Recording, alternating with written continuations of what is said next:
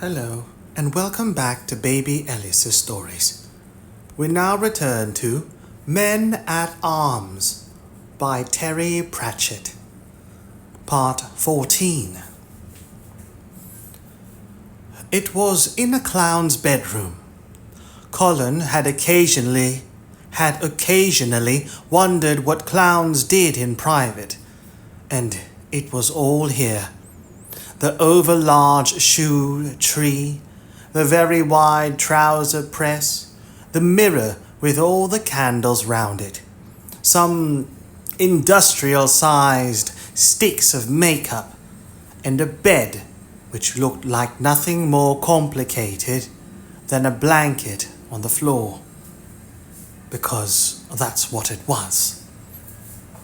Clowns and fools weren't encouraged to live the soft life. Humor was a serious business. There was also a hole in the wall, just big enough to admit a man. A little pile of crumbling bricks was heaped next to it. There was darkness on the other side. On the other side, people killed other people for money. Carrot stuck his head and shoulders through the hole, but Colin tried to pull him back. Hang on, lad. You don't know what horrors lie beyond these walls. I'm just having a look to find out. It could be a torture chamber, or a dungeon, or a hideous pit, or anything. It's just a student's bedroom, Sergeant. You see? Carrot stepped through. They could hear him moving around in the gloom. It was assassin's gloom, somehow richer and less gloomy than clown's gloom. He poked his head through again. No one's been in here for a while, though, he said. There's dust all over the floor, but there's footprints in it, and the door's locked and bolted on this side. The rest of his body followed Carrot. I just want to make sure I fully understand this, he said to Dr. Whiteface. Biano made a hole into the Assassin's Guild, yes? And then he went and exploded that dragon? And then he came back through this hole. So how did he get killed? By the assassins, surely, said Dr. Whiteface. They'd be within their rights. Trespass on guild property is a very serious offense after all. Did anyone see Biano after the explosion? Said Carrot. Oh, yes. Buffo was on gate duty, and he distinctly remembers him going out. He knows it was him? Dr. Whiteface looked blank. Of course. How? How? He recognized him, of course. That's how you know who people are. You look at them and you say, that's him. That's called recognition, said the clown with pointed deliberation. It was Biano. Buffo said he looked very worried. Ah, fine. No more questions, Doctor. Did Biano have any friends among the assassins? Well, possibly. We don't discourage visitors. Carrot stared at the clown's face. Then he smiled. Of course. Well, that about wraps it all up, I think. If only he'd stuck to something, original, said Dr. Whiteface. Like a bucket of whitewash over the door, or a custard pie, said Sergeant Colin. That's right. Well, we might as well be going, said Carrot. I imagine you don't want to lay a complaint about the assassins? Dr. Whiteface tried to look panicky. but this did not work very well under a mouth painted into a wide grin. What? No! I mean, if an assassin broke into our guild, not on proper business, and stole something, well, we'd definitely consider we were within our rights to, well, pour jelly into his shirt, said Angua. Hit him around the head with a bladder on a stick, said Colin. Possibly. Each guild to their own, of course, said Carrot. I suggest we might as well be going, Sergeant. Nothing more for us to do here. Sorry to have troubled you, Dr. Whiteface. I can see this must have been a great strain on you. The clown was limp with relief. Don't mention it, don't mention it. Happy to help. I know you have your job to do. He ushered them down the stairs and into the courtyard, bubbling with small talk now. The rest of the watch clanked to attention. Actually, said Carrot, just as he was being ushered out of the gate, there is one thing you could do. Of course, of course. I know it's a bit cheeky, said Carrot, but I've always been very interested in guild customs. So, do you think someone could show me your museum? Sorry? What museum? The Clown Museum. Oh, you mean the Hall of Faces? That's not a museum.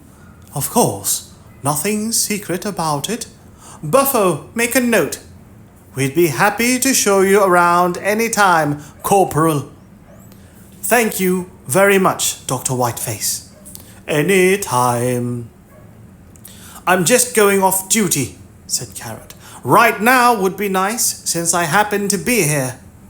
You can't go off duty when... Ow! said Colin. Sorry, Sergeant. You kicked me. I accidentally trod on your sandal, Sergeant. I'm sorry. Colin tried to see a message in Carrot's face. He'd got used to simple Carrot. Complicated Carrot was as unnerving as being savaged by a duck. Well, just be going then, shall we? He said. No point in staying here now it's all settled, said Carrot, mugging furiously. May as well take the night off, really. He glanced at the rooftops. Oh, well, now it's all settled, we'll be off, right? Said Colin. Right, Nobby? Oh yeah, we'll be off all right, because it's all settled, said Nobby. You hear that, Cuddy? What? That it's all settled? Said Cuddy. Oh yeah, we might as well be off. Okay, Detritus. Detritus was staring moodily at nothing with his knuckles resting on the ground. This was a normal stance for a troll while waiting for the next thought to arrive. The syllables of his name kicked a neuron into fitful activity. What? He said. It's all settled. What is? You know, Mr. Hammerhawk's death and everything. Is it? Yes. Oh. Detritus considered this for a while, nodded, and settled back into whatever state of mind he normally occupied. Another neuron gave a fizzle. Right, he said. Cuddy watched him for a moment. That's about it, he said sadly. That's all we're getting. I'll be back shortly, said Carrot. Shall we be off? Joey, wasn't it? Dr. Whiteface? I suppose there's no harm, said Dr. Whiteface. Very well. Show Corporal Carrot anything he likes, Buffo. Right, sir, said the little clown. It must be a jolly job being a clown, said Carrot. Must it? Lots of japes and jokes, I mean. Buffo gave Carrot a lopsided look. Well, he said, it has its moments. I bet it does. I bet it does. Are you often on gate duty, Buffo? Said Carrot pleasantly as they strolled through the Fool's Guild. Huh? Just about all the time, said Buffo. So, when did that friend of his, you know, the assassin, visit him? Oh, you know about him then, said Buffo. Oh, yes, said Carrot. About 10 days ago, said Buffo. It's through here, past the pie range. He'd forgotten Bionno's name, but he did know the room. He didn't know the number, but he went straight to it, Carrot went on. That's right. I expect Dr. Whiteface told you, said Buffo. I've spoken to Dr. Whiteface, said Carrot. Angua felt she was beginning to understand the way Carrot asked questions. He asked them by not asking them. He simply told people what he thought or suspected, and they found themselves filling in the details in an attempt to keep up. And he never, actually, told lies. Buffo pushed open a door and fussed around lighting a candle. Here we are then, he said. I'm in charge of these when I'm not on the bloody gate. Ye gods, said Angua under her breath. It's horrible. It's very interesting, said Carrot. It's historical, said Buffo the clown. All those little heads. They stretched away in the candlelight, shelf on shelf of them, tiny little clown faces, as if a tribe of head hunters had suddenly developed a sophisticated sense of humor and a desire to make the world a better place. Eggs, said Carrot. Ordinary hen's eggs. What you do is you get a hen's egg and you make a hole in either end and you blow the egg stuff out. And then a clown paints his makeup on the egg, and that's his official makeup, and no other clown can use it. That's very important. Some faces have been in the same family for generations, you know. A very valuable thing, a clown's face. Isn't that so, Buffo? The clown was staring at him. How do you know all that? I read it in a book. Angua picked up an ancient egg. There was a label attached to it, and on the label were a dozen names, all crossed out except the last one. The ink on the earlier ones had faded almost to nothing. She put it down and unconsciously wiped her hand on her tunic. What happens if a clown wants to use another clown's face? She said. Oh, we compare all the new eggs with the ones on the shelves, said Buffo. It's not allowed. They walked beside aisles of faces. Angua fanned it. She could hear the squelch of 1,000,000 custard-filled trousers and the echoes of 1,000 honking noses and 1,000,000 grins of faces that weren't smiling. About halfway along was a sort of alcove containing a desk and chair, a shelf piled with old ledgers, and a workbench covered with crusted pots of paint, scraps of colored horsehair, sequins, and other odds and ends of the egg painter's spedalized art. Spedalized art. Spedalized. Spedalized. Spedalized. Spedalized art. Carrot picked up a wisp of colored horsehair and twiddled it thoughtfully.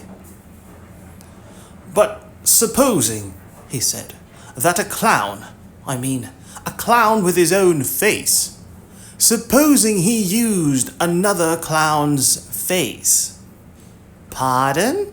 Said Buffo. Supposing you use another clown's makeup, said Angua. Oh, that happens all the time, said Buffo. People are always borrowing slap off each other. Slap, said Angua. Makeup, Carrot translated.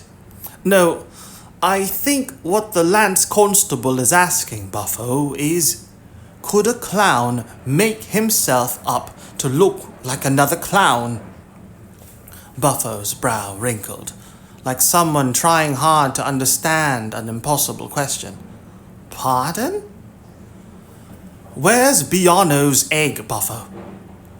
That's here on the desk, said Buffo. You can have a look if you like. The egg was handed up. It had a blobby red nose and a red wig. Angua saw Carrot hold it up to the light and produced a couple of red strands from his pocket. But, she said, trying one more time to get Buffo to understand, couldn't you wake up one morning and put on makeup so that you looked like a different clown? He looked at her. It was hard to tell his expression under the permanently downcast mouth, but as far as she could tell, she might as well have suggested that he performed a specific sex act with a small chicken. How could I do that? He said. Then I wouldn't be me. Someone else might do it, though. Buffo's buttonhole squirted. I don't have to listen to this sort of dirty talk, miss. What you're saying, then, said Carrot, is that no clown would ever make up his face in another clown's, design? You're doing it again.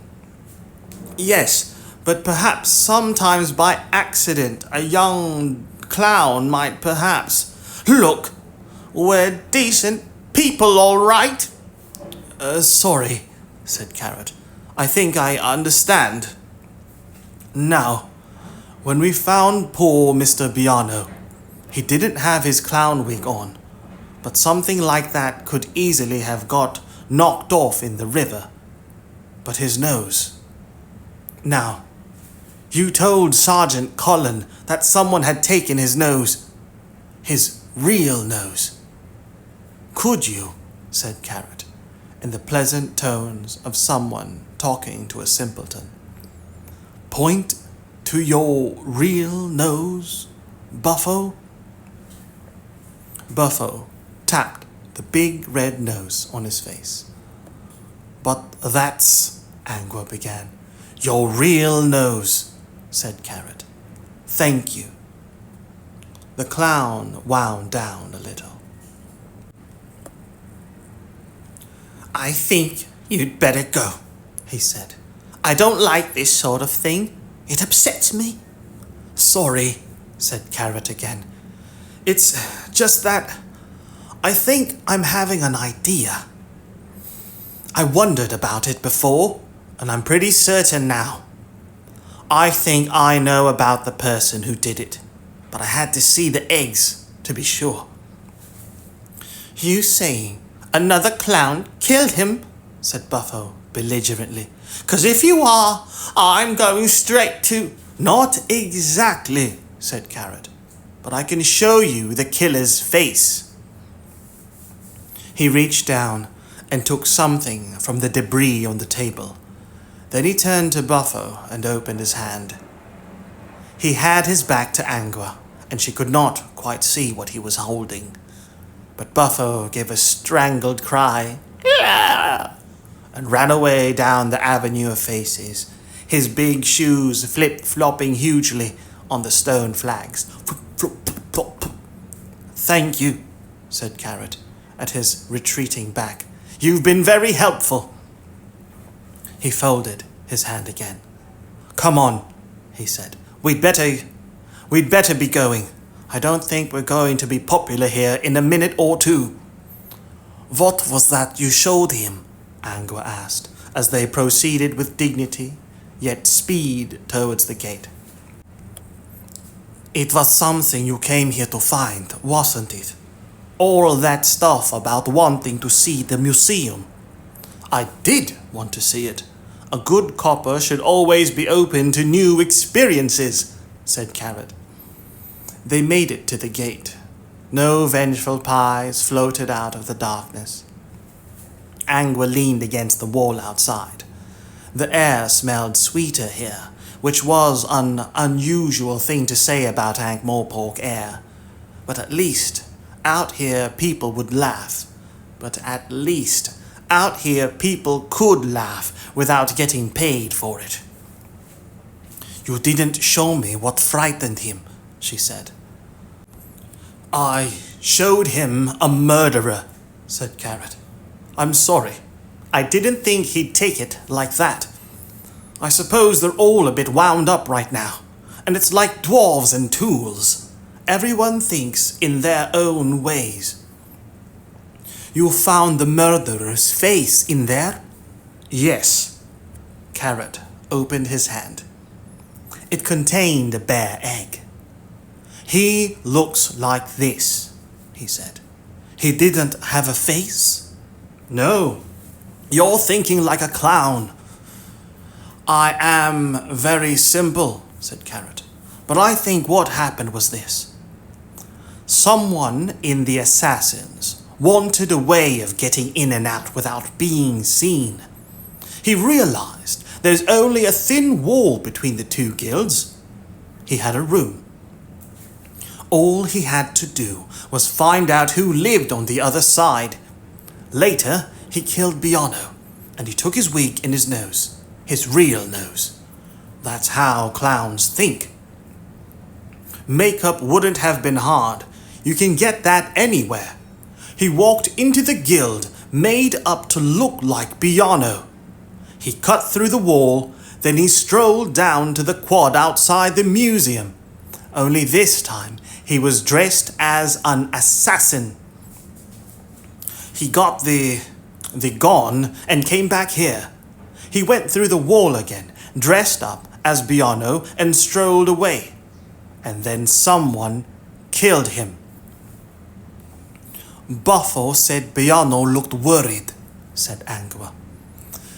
And I thought, that's odd, because you'd have to see a clown right up close to know what his real expression was. But you might notice if the makeup wasn't on quite right. Like, maybe if it was put on by someone who wasn't too used to it. But the important thing is that if another clown sees Biano's face go out of the door, he's seen the person leave. They can't think about someone else wearing that face. It's not how they think. A clown and his makeup are the same thing. Without his makeup, a clown doesn't exist. A clown wouldn't wear another clown's face in the same way a dwarf wouldn't use another dwarf's tools. Sounds risky though, said Angua. It was. It was very risky. Carrot, what are you going to do now?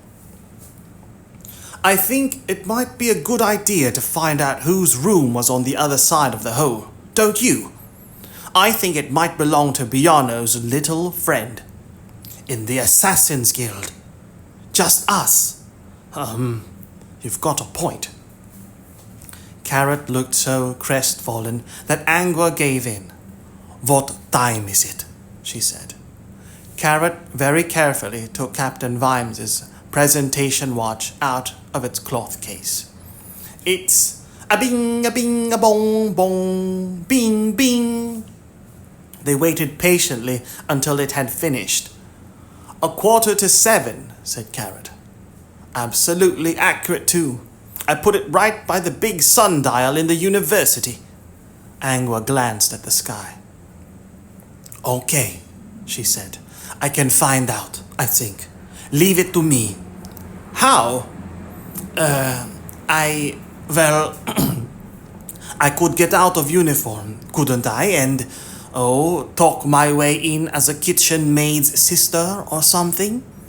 Carrot looked doubtful. You think that'll work? Can you think of anything better? Not right now. Well then, look.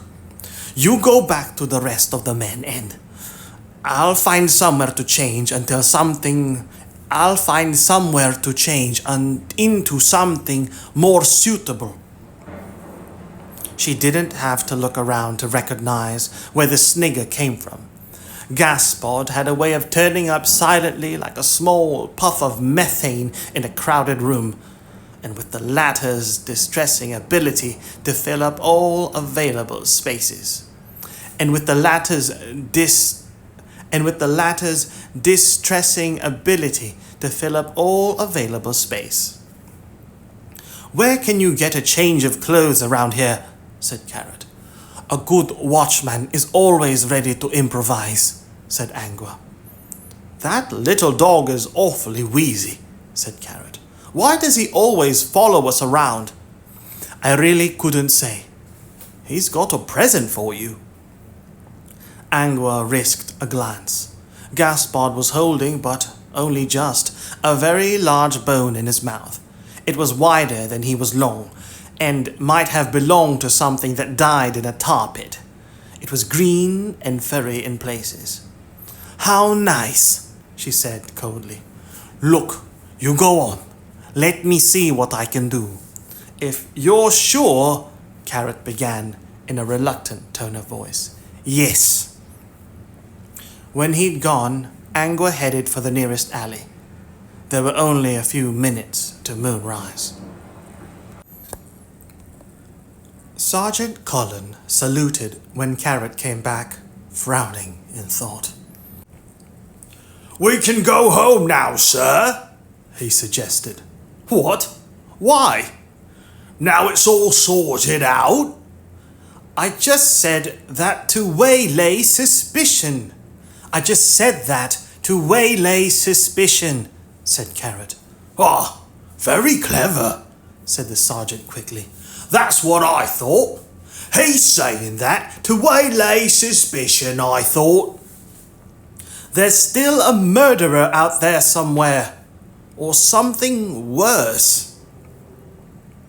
Carrot ran his gaze over the ill-assorted soldiery.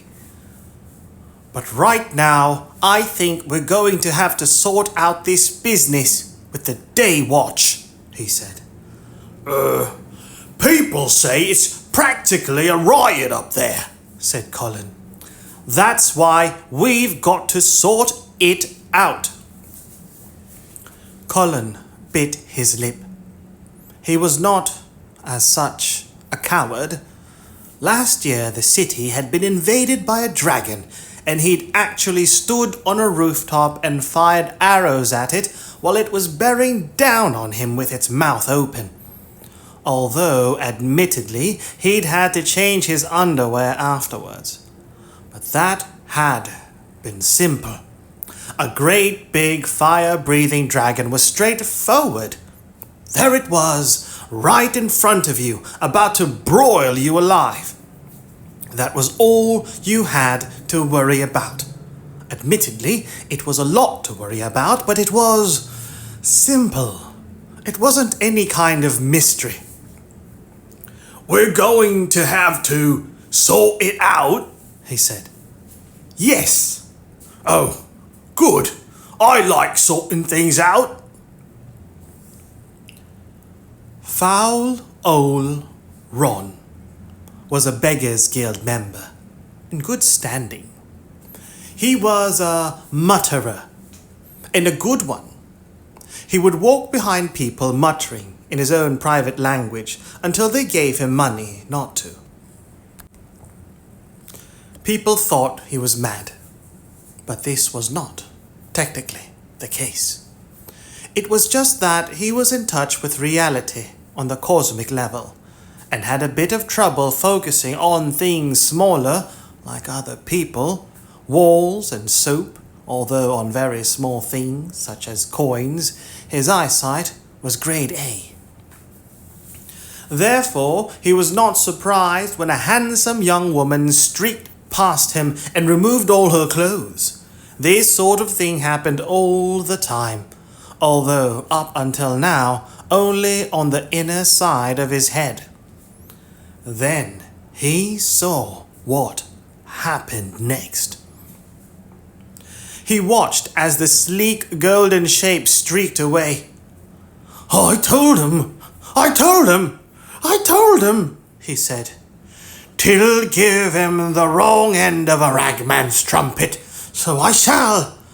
Bugger him. Millennium hand and shrimp, I told him." Gaspod wagged what was technically a tail when Angua re-emerged. "Change into form thing more footable," he said, his voice slightly muffled by the bone. "Good one. I brung you this little token." He dropped it on the cobbles. Clunk. It didn't look any better to Angua's lupine eyes. "What for?" she said. "Stuffed with nourishing marrow-bone jelly, that bone," he said accusingly. "Forget it," said Angua. "Now, how do you normally get into the Assassin's Guild?" "And maybe afterwards we could kind of hang out in the middens along Feeder Road," said Gaspod, his stump of a tail still thumping the ground. "There's rats along there that'll make your hair stand on." "No? All right, forget I mentioned it," he finished quickly, when fire flashed for a moment in Angua's eyes. He sighed. "Oh, there's a drain by the kitchens," he said. "Big enough for a human. Not even for a dwarf. But I won't be worth it. But it won't be worth it. It's spaghetti tonight. You don't get many bones in spaghetti." "Come on." He limped along. "That was a good bone," he said. "Hardly even started going green. Huh! I bet you wouldn't say no to a box of chocolates from Mr. Hunk, though." He cringed as she rounded on him. "What are you talking about?" Nothing. He trailed after her, whining. Angua wasn't happy either. It was always a problem, growing hair and fangs every full moon. Just when she thought she'd been lucky before, she'd found that few men are happy in a relationship where their partner grows hair and howls. She'd sworn no more entanglements like that. As for Gaspod, he was resigning himself to a life without love, or at least any more than the practical affection experienced so far, which had consisted of an unsuspecting chihuahua and a brief liaison with a postman's leg. The number 1 powder slid down the folded paper into the metal tube. Blast the vines! Who would have thought he'd actually head for the opera house? He'd lost a set of rubes up there. But there were still 3 left, packed neatly in the hollow stock. A bag of number 1 powder and a rudimentary knowledge of lead casting was all a man needed to rule the city. The gun lay on the table. There was a bluish sheen to the metal, or perhaps not so much a sheen as a glisten. And of course, that was only the oil. You had to believe it was only the oil. It was clearly a thing of metal. It couldn't possibly be alive. And yet...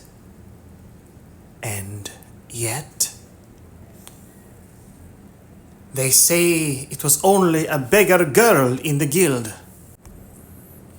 Well, what of it? She was a target of opportunity. That was not my fault. That was your fault. I am merely the gun.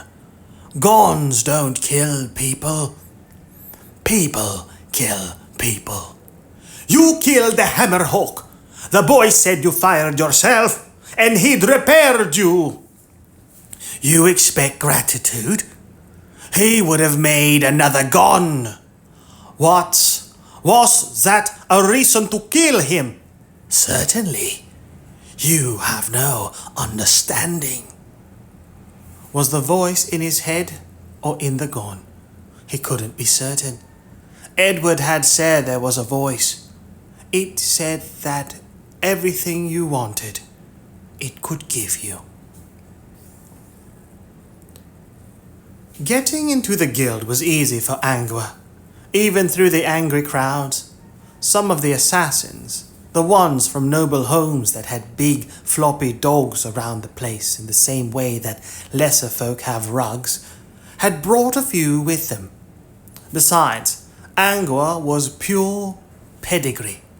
She drew admiring glances as she trotted through the buildings.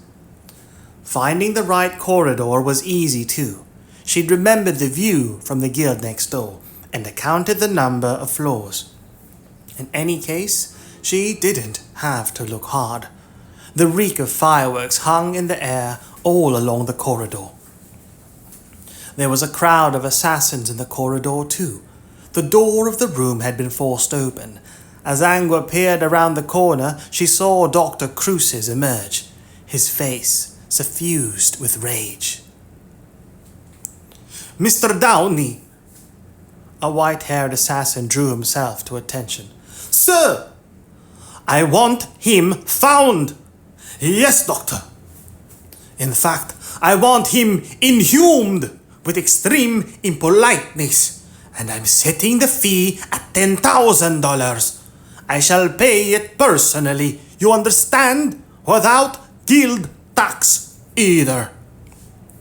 Several assassins nonchalantly strolled away from the crowd.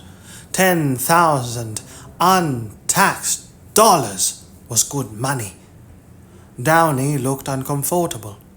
Doctor, I think... Think? You're not paid to think. Heaven knows where the idiot has got to. I ordered the guild searched. Why didn't anyone force the door? Sorry, Doctor. Edward left us weeks ago and I didn't think. You didn't think? What are you paid for? Never seen him in such a temper, said Gaspard. There was a cough behind the chief assassin.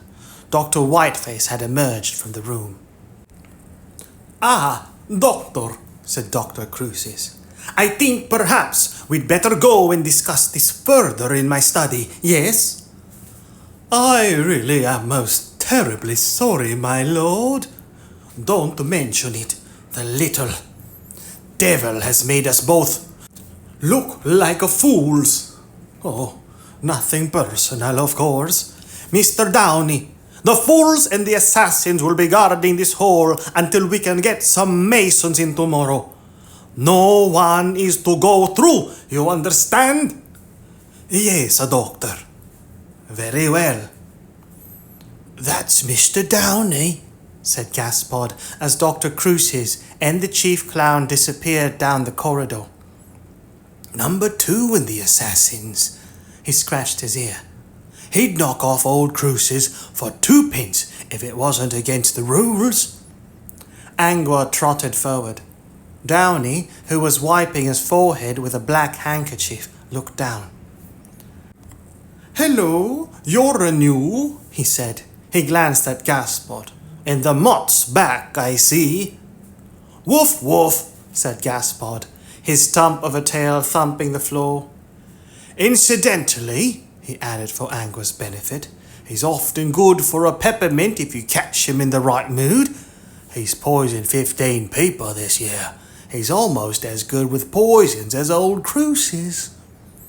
Do I need to know that? Said Angua. Downey patted her on the head. Oh, assassins shouldn't kill unless they're being paid. It's these little tips that make all the difference. Now Angua was in a position to see the door. There was a name written on a piece of card, stuck in a metal bracket. Edward Death. Edward Death, she said. There's a name that tolls a bell, said Gaspard. Family used to live up Kingsway. used to be as rich as Creosote. Who was Creosote? Some foreign bugger who was rich. Oh. But great-granddad had a terrible thirst, and Granddad chased anything in a dress. His dress, you understand. And old Death, well, he was sober and clean, but lost the rest of the family money on account of having a blind spot when it came to telling the difference between a 1 and an 11. I can't see how that loses you money. It does if you think you can pay. It does if you think you can play crippled Mr. Onion with the big boys. The werewolf and the dog padded back down the corridor.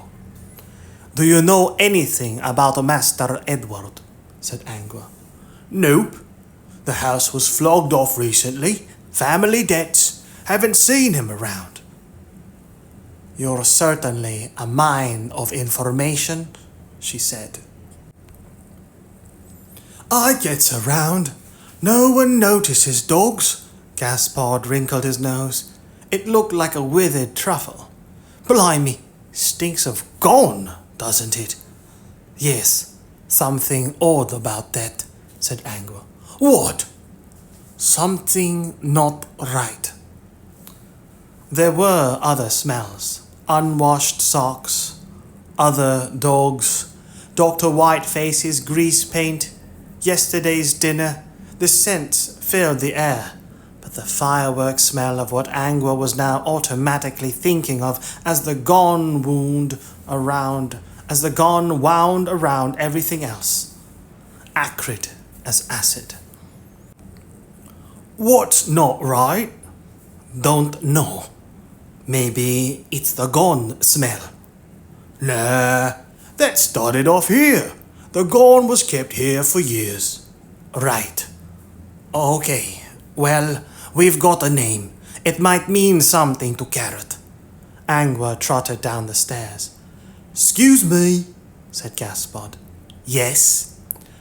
How can you turn back into a woman again? I just get out of the moonlight and concentrate. That's how it works. Cool. That's all? If it's a technically full moon, I can change even during the day if I want to. I only have to change when I'm in the moonlight. Get away. What about wolfbane? Wolfbane is a plant, a type of aconite, I think. What about it? Don't it kill you? Look, you don't have to believe everything you hear about werewolves.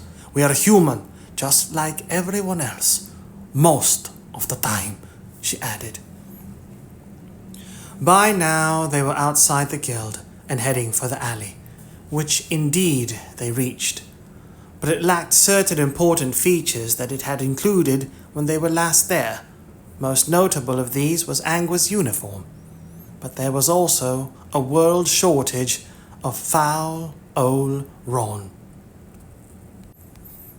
Damn, they looked at the empty patch of mud. Got any other clothes? Said Gaspard. Yes, but only back in Elm Street. This is my only uniform. You have to put some clothes on when you're human? Yes. Why? I would have thought a nude woman would be at home in any company. No offense meant.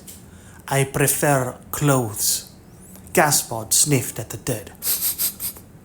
Come on then, he sighed. We'd better catch up.